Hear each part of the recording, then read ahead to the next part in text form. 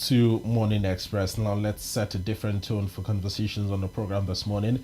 We're being joined by Dr. Steve OKWORI, who is a security expert as well as a social affairs analyst. And of course, the main topic on the table this morning is the possibility of a foreign military base in Nigeria and the strategic security or sovereign challenge it poses to the country. You're very much welcome, Dr. Steve. Good morning to you, and it's wonderful to have you back in the country first, and it's also wonderful to have you back in the studio. Thank you. Thank you for having me. We saw days ago recent comments coming in from the Chief of Defense Staff, General Christopher Musa, citing that in no way will Nigeria allow any foreign military base within the country. This is off the back of accusations by a northern group, citing that President Bola Ahmed Tinubu's recent visit to France had opened up a gateway for a French expeditionary military base within the country. How do you react to this? First of all, I want to say that the presence of foreign military bases in the African continent is not new. As we speak, or as we're having this conversation, we have about 13 foreign powers that have their presence in the African continent. Yes. Yeah, with the US and France in the forefront. And currently, the US has about 7,000 military personnel that embark on rotational deployment, within this African continent. And they are the essence of all this is to see that they try to see how to combat extremism and jihadists that we have within the African continent. Yeah. And they are doing this, they are trying to combat this in collaboration with the African security forces as well, And it's not only the US, France, they also have about 7,500 military personnel within the African continent, from looking at it from the Sahel region, like that. And these foreign bases, military bases that we're talking about, is not about the Western powers alone.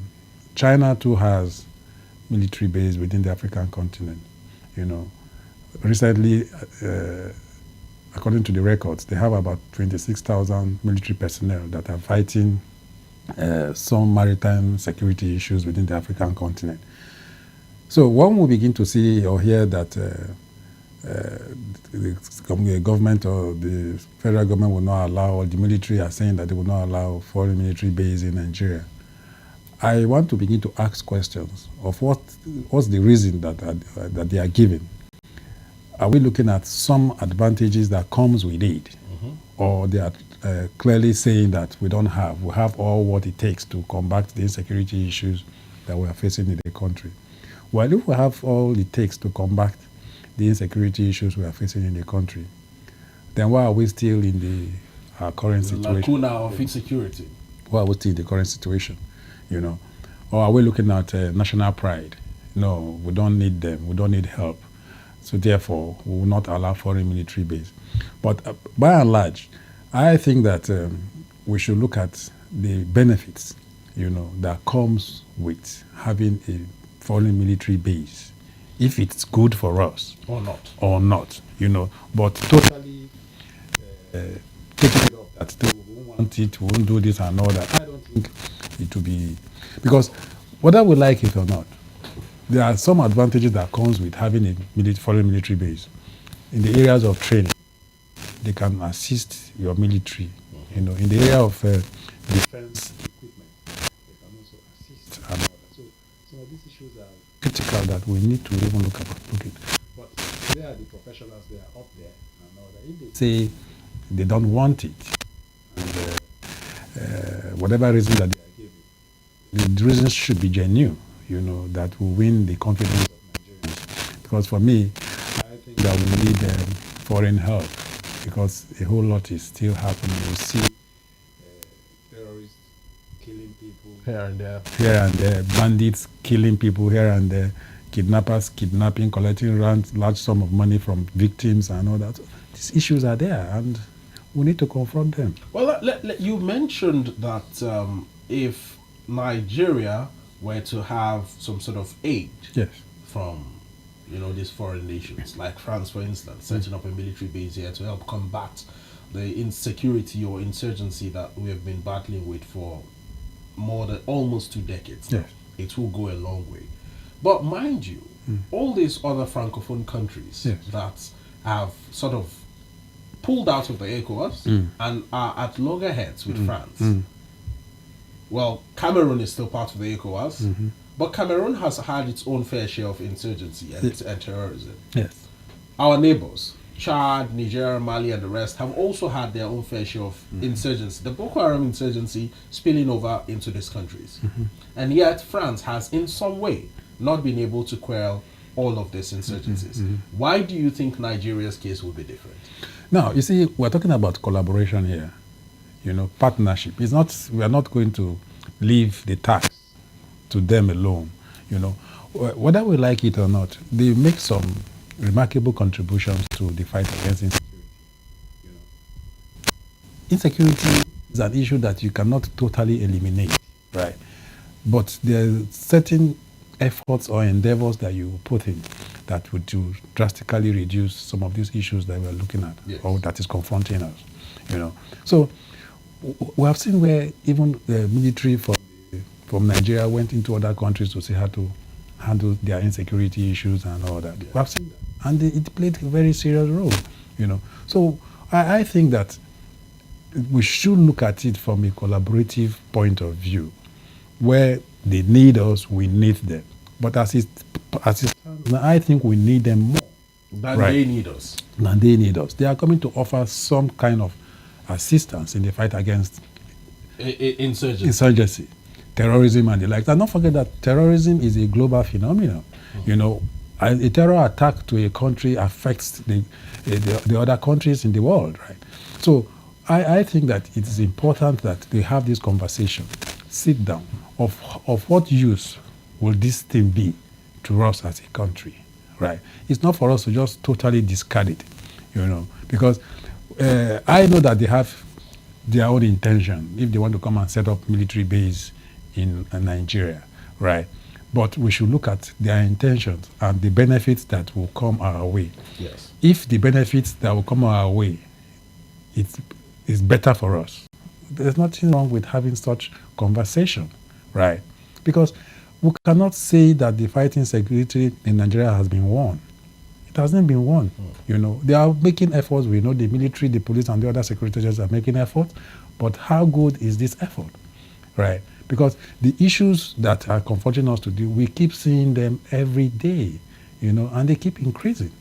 The last 1 year in this country, over 1 billion naira was collected as ransom from Nigerians, innocent Nigerians that go about their lawful businesses in this country, and will say we are winning the war against kidnapping for ransom in this country. That's not true.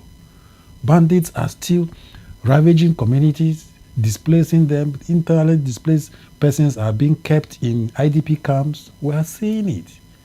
So, don't you think that we need help? Well, this statement is coming in from the Chief of Defense Staff himself. Yes. Allegations from the National Coordinator of Coalition of Northern Groups, CNG, said that permission had been granted to France to establish an expeditionary military base in Nigeria. Now, this is also linked to the bilateral agreement signed between Nigeria and France, granting the latter unrestricted access to Nigeria's vast mineral resources. I know these are just mere allegations from the CNG. However, the Chief of Defense Staff, the number one person when it comes to ensuring that security is tight in the country, in the military, says no nation will be allowed to set up a base here. Now, whether now or in the future. Don't you think this statement must have been coming, apart from the fact that he's debunking those rumors, but this statement could also have been coming from a point of view that the fact that these nations will come and set up a base here might be problematic for Nigeria?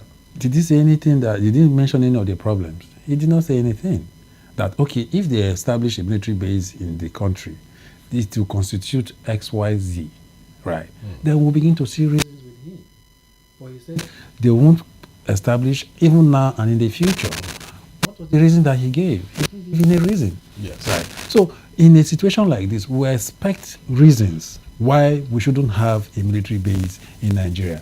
Because, for instance, he can come out and say that, okay, in XYZ country, in Burkina Faso, in Gabon, they had a military base, France either had or the US had. What impact or role did that play in the fight against insecurity in this country? We can come up with that kind of conversation, and we'll see the inadequacies of establishing a military base, the effects of it. But just saying a statement like that and without giving us one or two reasons why we shouldn't have, I don't think it's... Yeah, but you see, the fact the establishing a military base is not coming to take its job from him. Just the way I said in one of my remarks, I said it's a collaboration. You understand? And we need to collaborate with the Western world, because there are some successes that they have recorded in their country in the fight against insecurity. We can bring that to play here, and we can see that we can close the gaps, the ones that we're experiencing or encountering here. But this is also coming at a time, Dr. Steve, when other African countries, Francophone countries, are sacking French military bases from their country. And you think it is proper for Nigeria to adopt this? Didn't you hear what happened in Burkina Faso in the last survey that happened? Burkina Faso now in the West African sub-region has the highest number of terrorists as we speak. Due to the exit of these foreign military bases? It's possible. It's possible. Why didn't it happen then? Why is it happening now? And that's why I said it's a collaboration. The efforts that the military bases were making then, they didn't see it then. Now the effect is, we are seeing the effects, right? So whether we like it or not, I think that there are certain advantages. These military bases, are they coming to serve as spies over our own country? So these are the issues. You can have this conversation. You can put it on pen and paper. They are coming in. You give them the conditions, and they will abide by the conditions. If they don't abide by the conditions, you can as well tell them that the consequences are going to be X, Y, Z, right? It's a conversation. They are coming to offer service to the fight against insecurity, especially around terrorism. I think that they even have some advantages way above us, because terrorism is new, as in we're just about 2 decades in it, but these countries are Western world superpowers that they have succeeded in dealing and quelling terrorism for many years. Exactly. So don't you think that we need to gather some knowledge from them? Well, in gathering some knowledge, are there other measures or means to adopt apart from setting up military bases? Training and retraining, perhaps? Yes. Maybe just in that expeditionary system of coming to Nigeria, not necessarily to set a military base, but just come to help in fighting terrorism, much like some foreign mercenaries did at the height of the Boko Haram insurgency. Is that pattern, or isn't that another way to go about it, except setting up these bases? That's why I said they can have a conversation. Yeah. You understand? They can have a conversation. These guys are the ones going to offer us help. The conversation can be ongoing. This is the way we want it. Right. Because ferrying our military officers from here overseas for training, by the time you decide to do those trainings here, would some expenses? Yes, it would cost a lot. It takes a lot of body off the shoulders of the government, right? So I think that is a conversation that should the military, the Nigerian military and France should have. The government, they've signed certain documents that we don't have the duties, right? But in that signing procedures and all that happen, they can have this conversation. Let us see that it mustn't be a military base. This is what we want, And there's nothing wrong. Well, let's still touch on other security matters now in the news, Dr. Steve. We have a situation here where it says that 1.1 million people have been displaced as 77% of IDPs seek to return home. This is a statement by the National Bureau of Statistics that 77% of IDPs now within the country who have been displaced from their hometowns, from their places of residence to IDP camps are seeking to return home. And somehow, people who were displaced as far back as 2009, 2010, still not been able to go back to their homes almost 2 decades. Why are we still having a bottleneck in terms of security? You know, when we started this conversation, I told you that we have not seen situations where the insecurity issues have improved. Right. Now, for since 2009, 2019, that's 10 years. We're looking at about 15 years now, people displaced from their ancestral home as a result of insecurity issues. And you want to take them back. How well has the insecurity issues improved? Yes. Right? That you want to take them back. Do they now have security presence in these their communities that you want to take them back? But why hasn't the security situation improved, Dr. Steve? You are aware that there are a whole lot of issues that is making insecurity issues not to improve. You hear the military say they don't have enough manpower. The police say they don't have enough manpower. And the other security agencies say they don't have enough manpower. And Nigerians continue to languish in insecurity. And we have able-bodied youths that are ready to join these forces. And in a year, you say you recruit 10,000, and you think 10,000 is enough. As we speak, we have less than 400,000 police officers. Yes. Right? And we have about 230 million Nigerian population. Yes. So how do you now begin to work that out? You are aware that the UN recommended ratio of a police to the number of civilians or citizens that is supposed to protect or provide security is a police to about 350 to 400 civilian population. But meanwhile, this UN recommended ratio is about a sane society where there is less insecurity issues. But here we are in the country. Can that ratio, can it work now? It can't work now. By the time you begin to do your mental calculation of the less 400,000 police officers that we have and the number of VIPs and government appointees and politicians that we have that have taken the larger chunk of the police officers that we have out of the 400,000, how many is left to protect the other citizens of the country? Interesting. You are in this country where soldiers now are being deployed to go and provide security for farmers to carry out harvest. Now, there's a very disturbing figure here, Dr. Steve, that in total, across the country, we have 304 IDP camps since the inception of insurgency. Whether it's insurgency in the northeast, whether it's banditry and kidnapping in the northwest, whether it's the unknown gunmen situation in the southeast, or whatever it is, or the security situation in the creeks of the Niger Delta. Yeah. There are IDP camps scattered all over the place, most domiciled in the northern region. At what point would we see this IDP camps, the number of IDP camps dropping, and people going back to their hometowns and living their normal and regular lives as they used to? It is when we see that the insecurity issues in the country has been handled and drastically reduced. Right. Now, do we carry out M&E, monitoring and evaluation of the situation, where we were, where we are, and where we are headed? If we look at where we were and where we are now, if the insecurity issues has reduced drastically, then you have confidence that the people that have become displaced in their own country will now have that confidence to return back to their ancestral communities or homes. Yeah.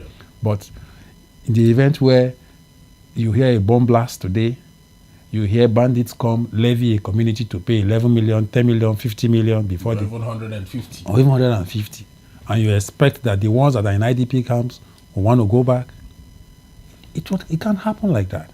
right? So we must see that the fight against insecurity. But now we have a report that there's about 6.1 small arms and light weapons ammunition in the hands of non-state actors. 6.1. And do you know that the government security agencies that have the license to bear arms, that are bearing arms to protect you and I, they are about 561,000. Can you in any way compare 561,000 arms to the 6.1 million that you have that is in circulation that are in the hands of non-state actors? Non-state actors. So until we see that the number of arms in circulation reduces from 6.1 to, let's say, like 2,000, then we will know that the fight against insecurity has reached the point where internally displaced persons can return to their homes.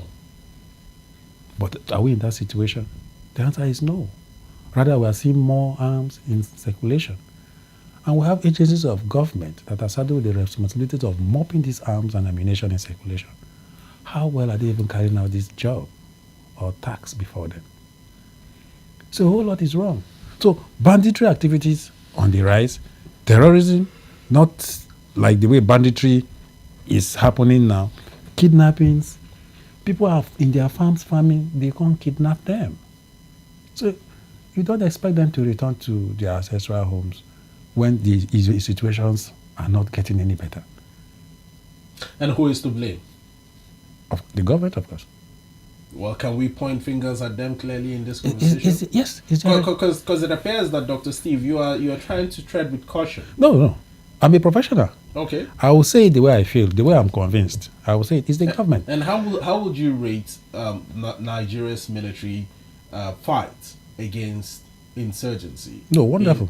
Since the inception of this administration and since the inception of the service chiefs that we have, including the just newly sworn in Chief of Army Staff. Yeah. As a fellow of the Nigerian Army Resource Center, the military is my primary constituency. Yeah. I want to take the fight against insurgency and terrorism from the year former President Buhari came into power, from 2015. That was when we started seeing drastic reduction in the fight against insurgency by the military. The General Buratai did a whole lot, while he was Chief of Army Staff. After him, the other man that was there, Farouk Yahya, and the late guy, even the last one that just passed on. So from that 2015, we saw drastic reduction in the way terrorists attack the country.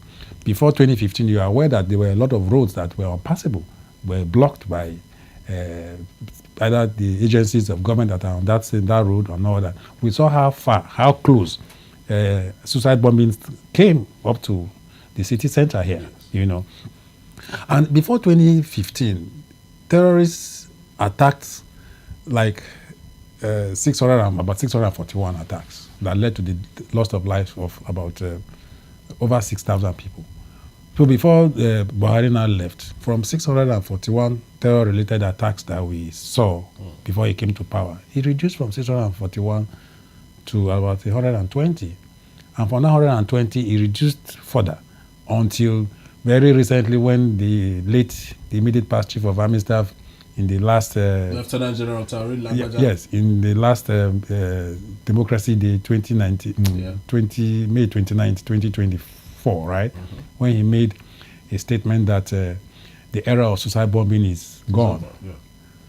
Then a week after, that was when we now saw the bombings, the suicide bombings in Goza and some part of Borno. To counter a statement. To counter a statement, to tell them that they are still on ground. But by and large, the military have done very well in the fight against insurgency because we have seen that they have given these insurgents a lot of push, and a lot of them they have left the, northeast. It's the hub, right? Very recently, a Boko Haram that was declared wanted member was arrested somewhere in the southwest, in Ekiti precisely, right? So it goes to show that they are making effort. And don't forget that it's an asymmetric warfare. Asymmetric warfare in the sense that you don't know who your enemies are. You don't know who you are fighting with. A Boko Haram member can come pass. You won't know. You won't know. So we have to give them kudos for taking this fight this far, that insurgency has drastically reduced compared to the way it was before 2015. Now, yesterday we saw reports in the news that Nigeria and its neighbors, Chad, Mali, Niger, and the rest, even Cameroon, are on a full onslaught. With a blown out war against the Lakurawa terror group, the new terror group that sprung out of the northwest. How far has this fight gone, and what do you make of this rather first-time collaboration amongst these states or these nations to ensure that they quell an uprising of this nature? I don't think this is the first time collaboration. Okay. We have the multinational joint task force. Okay. It's also has to do with these nations or countries that you have mentioned. Yeah. You see that it's a way to go, right? In our conversation here, I talked about collaboration, right? Yeah. Because you must have to see that you work with other partners for you to record success. Now, there's this multinational joint task force that has been there for almost 10 years or more, and we see the effort they've been making. Just imagine that we don't have such institution or operations on ground. How the damage that Boko Haram member would have done, or ISWAP would have done on citizens that are living in these countries that we have. Is the way to go. Is a strategic operation. Don't forget that I've always supported or suggested that there should be a regional joint security task force. Yes, because these guys, they cross borders, right? They cross borders. So once they strike sometimes and they go to other countries, there's need for the other countries' military to see how to also confront them and counter them. So it's a way to go, and I want to enjoy that other countries, just not the West African sub-region, across the African continent, the AU, they should begin to look in that direction where countries need to come together and collaborate, because the fight against insecurity can only be won when there's this collaboration. Well, yesterday, while speaking with one of the guests here on the program, one pertinent question he raised was, at some point, when the Lakurawas started operating in the northwest, we saw the Chief of Defense Staff and the entire Nigerian military come out to say that the Lakurawas had been quelled, and that there was no cause for alarm because it's just a small terror group that is almost of no significance. Mm-hmm. And then we are seeing reports that Nigeria is now on a full-blown war against the terror group. On one hand, it is good news, but on the other hand, are we seeing some sort of misinformation or misleading information coming in from the military concerning the true nature of our fight against insurgency in the country? I've always not in agreement when I see security issues being discussed on the media. On the media, yeah, especially when it has to do with operations, right? Why the hurry? When you succeed, you can come and tell Nigerians you have succeeded in this regard. But when you hurriedly come to the media and make statements, I think it emboldens these criminal elements. Yeah. Yes, because you have made it. They listen to this news. They listen to the news. So when you make these statements, they want to come out to let you know, to show that what you have said, it is not actually correct. And why the hurry? You see, is it because we're in a democracy that we always see the military on the media saying one or two things about the fight against insecurity? I think some of these operations should be clandestine, Covert. Go out, carry out these operations, and come back. You mustn't say all this. Just know that you are recording success, right? But when you begin to make statements and all that, and they listen to this news, they say, oh, okay, let us prove to them that what they have come to say is not correct. We will do it.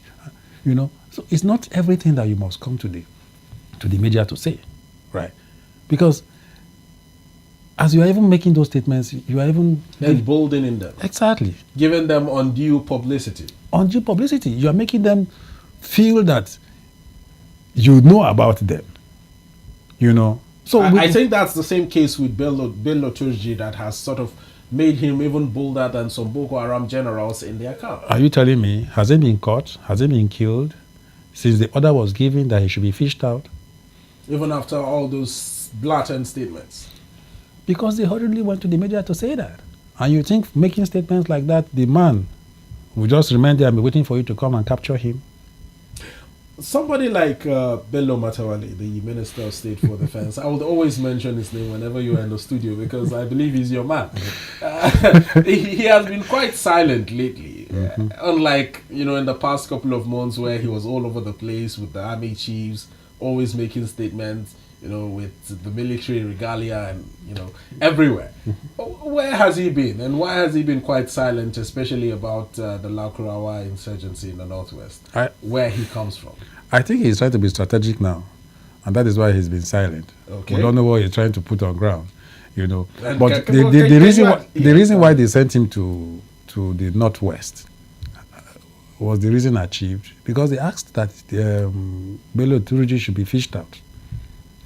We don't have any information about that, So the whole lot is wrong. And I talked about MIE, accountability, transparency. Let us see that.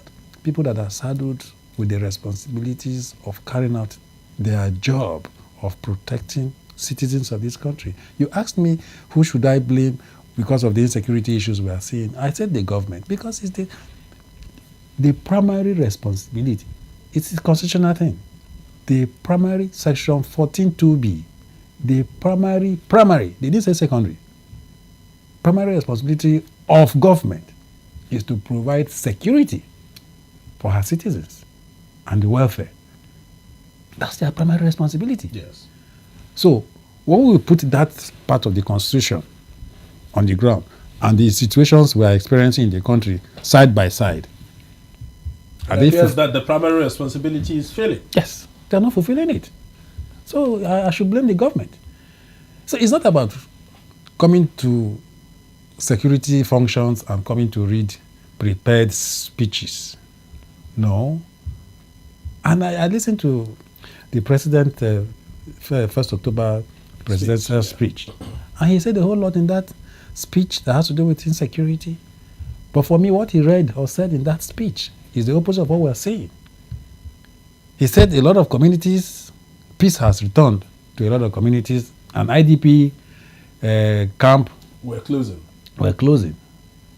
Is that what we are seeing on ground? Well, with the figures standing at a staggering 304 IDP camps, I don't think IDP camps are closing. In fact, there is an IDP camp very close by here at Area 1. There is one in Lugbe. There is one in New Kuchingoro. The people in that IDP camp. There's one in Wasa. Do you think they're from Abuja here? They're not from Abuja. They're from the northeast and northwest. Now, what is the possibility of some sort of infiltration of terrorist elements into these IDP camps? You mentioned earlier that the war the Nigerian military is fighting against insurgency is asymmetric. Yes. We don't really know who they are, and they can mix in, except for there's this way the military tends to recognize them with markings, gun markings on their back and all. But if that is not done, what is the possibility of an infiltration of terrorists into these IDP camps that are within the city center in Abuja? There's a lot of possibilities. Because how well do we even carry out our checks? How well? We have checkpoints on our highways. Checkpoints that are meant for meet and greet. That is the perception out there, Dr. Steve. Exactly. I agree with you. Carry on. So when these people, they travel, you don't expect them to walk or trek from Maiduguri down to Abuja. They travel, they enter vehicles, and they come through our roads here. So what do you say about that? I saw a video on the social media some 2 days ago where monies that were taken from citizens of this country as ransom, bandits were spraying them. How did that video get to the social media? There must have been some sort of posting. Exactly. There must have been some sort of IP number that can be traced. Exactly. And yet we continue to cry foul when it comes to insurgency. So, Dr. are we Steve, serious? I think the military has a lot of questions to answer. Don't you share the same thoughts? They have questions to answer. Not just the military, the police.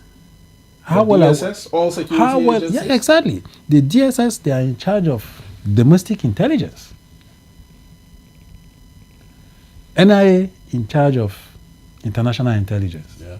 We have the military that also have intelligence units, the DIA, the military intelligence. And how well are these intelligence units? How well are they functioning?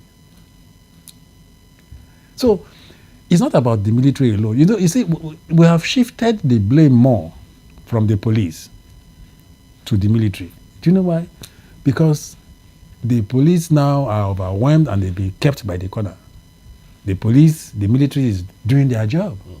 Because when it has to do with internal security, it's the responsibility of the police. The military has no business being involved in internal They don't security. have. Right now, they have taken over because the police are overwhelmed. Apart from the normal police that we have, we used to have the mobile police that was very agile boys that are between the normal police and the military. Do we still have the mobile police? Well, the unit still exists, but the mobility and the agility of the police is not there. So where are we going down? We are seeing retrogression rather than... I mean, I do recall that mostly for emergency cases within, the Nigerian state, mobile police were always deployed. And it was almost like if you saw mobile police... Oh, no. The sense of fear. The sense of fear for corporates now, and then the sense of comfort and security for citizens is always there. Exactly. But we don't see that happening. Yes, the unit exists, but the influence that the mobile police used to have when it comes to curbing crime, especially combative crime, when it comes to like shootouts with armed robbers or whatnot, is not really there. Where has it gone to? We'll ask the hierarchy of the police. They are the ones that will answer the question. Why are we seeing ourselves in a deteriorating situation rather than improvement? Are they innovative? Innovation has to do with something new. Yes. Ideas. Do they have... You see, I think that they should shift that the duties of innovation from research and development department. It should not be their responsibilities alone. We have some intelligent officers that are there in the police and in the military that can come with innovative ideas, something new that we can bring on board to fight this insecurity in the country. But are they even given the opportunity? Are they given that, do they have that open communication avenue or channel where they can say things, that will benefit the country in the fight against insecurity, where there won't be consequences for saying that, no, you are a junior officer. Why will you now come and say this against a senior officer because you want to share or come up with something new? Do we have such opportunity in the military and in the police?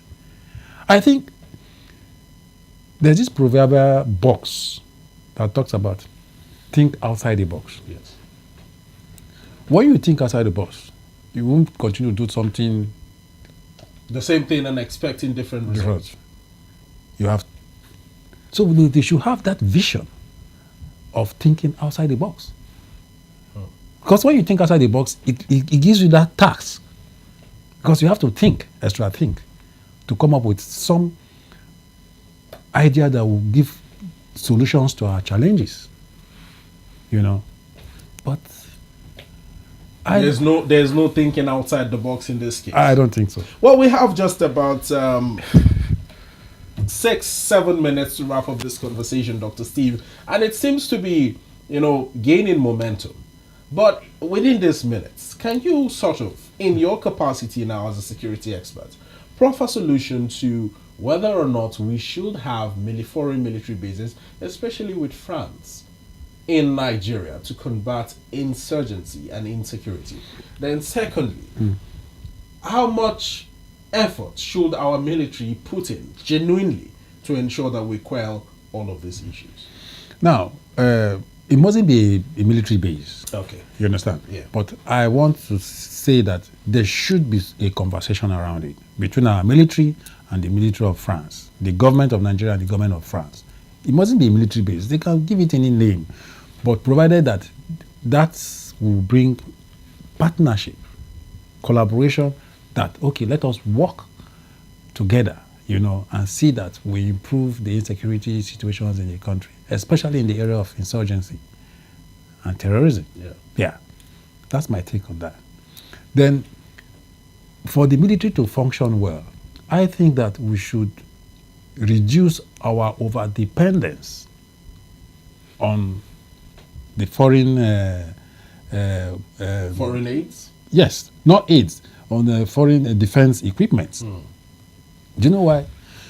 If you walk into the military institution, be it the Navy, the Air Force, or the Army, and you are a contractor, they give you an award of contract. Anything that you see in that contract paper, you must have to go outside the country to obtain it. To obtain it. And you know the duration. As long as you are taking your time to do that, the damage is being done. And it's continuously done. So you're calling for local innovation in terms of arms and ammunition? Exactly. Nigeria. Do you know, let me tell you. Okay. Do you know that the military annually uses 200 million bullets? Annually? Yes. The police uses 350 million bullets annually. Do you know how much is a bullet? $2. Each one? Yes. So by the time you... While you talk, let me do a quick math. $2, 350 million bullets, and 200 million bullets, that's 550. That's for the police and the military. 550 million. Carry on. I will be back with you shortly. So multiply it by $2. All right. So is it that we don't have the capacity to produce bullets in Nigeria that will increase or improve our defense economy, provide jobs for our youths that are out there looking for what to do? We can localize our defense military contract. Yeah. The policy, we can localize it. It's not everything that we should depend on the foreign aids or support from the US or from Russia or any other country that we have out there. About $1.1 billion US, Dr. Steve. Annually.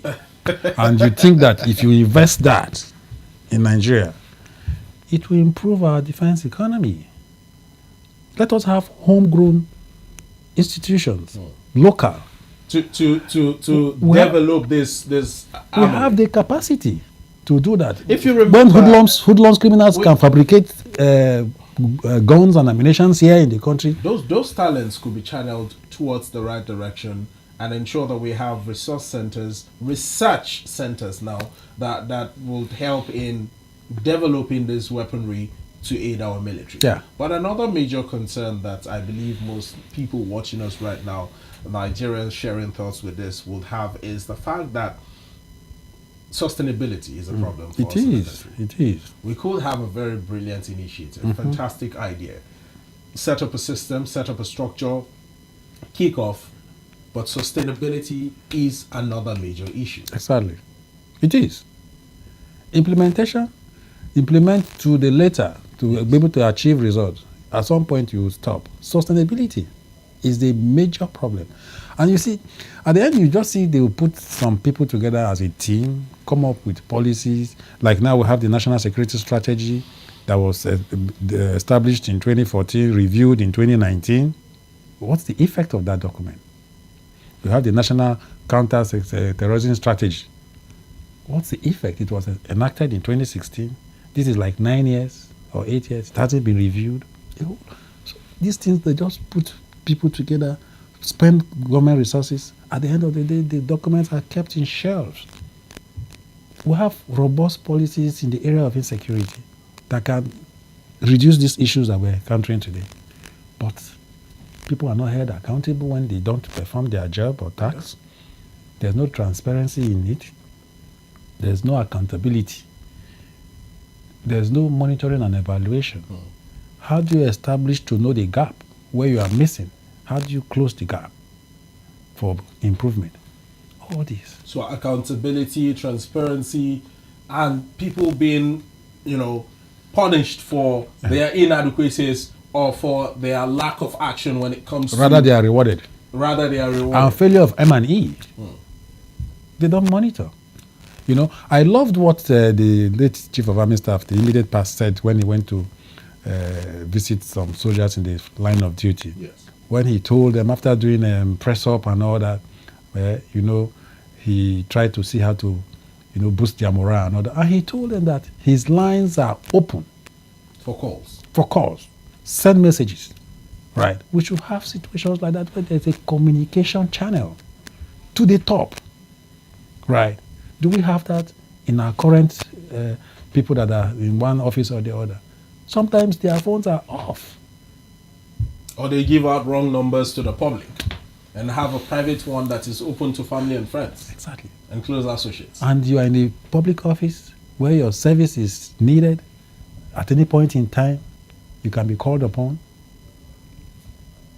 Well, that's a very huge task. Now, in closing, just in 30 seconds now, Dr. Steve, your final words to the security agencies in the country. I know you are a part and parcel of the Nigerian Armed Forces. You work with them. That is your home base. But if you would, in your capacity as a security expert, just say a few words of encouragement to them and some few words of reassurance to Nigerians, so that the faith that Nigerians used to have or have always had in the military would remain there and not dwindle. Now, the few words that I have is that we have seen successes that we have recorded in our military and our police when they leave the shores of this country to provide security in other climes. Yes. Yeah. The successes and the way and manner, the determination and the commitment that they put when they are out there, because when they are out there, they are under the UN. They should also put that in their own motherland. Right. They should be committed. They should have integrity. I know that the job there is tasking, but they should see Nigeria as their country where they are out there to serve. And it's their constitutional responsibility to serve, So they should be committed in what they are doing. I know we're in the period of Armed Forces Remembrance Day, We have seen a lot of them that died in the line of duty. Yeah. Right. Their families are out there suffering, unable to meet their daily survival needs. The government is aware that if they don't take care of the families of the late ones, the ones that are alive will not put in so much effort. Right. So we should try and see how to balance it. All right. Well, Dr. Steve, I'm afraid this is all time will permit us to take, but it's been a wonderful conversation with you. Always a pleasure to have you in the studio. Thank you. Thank you so much.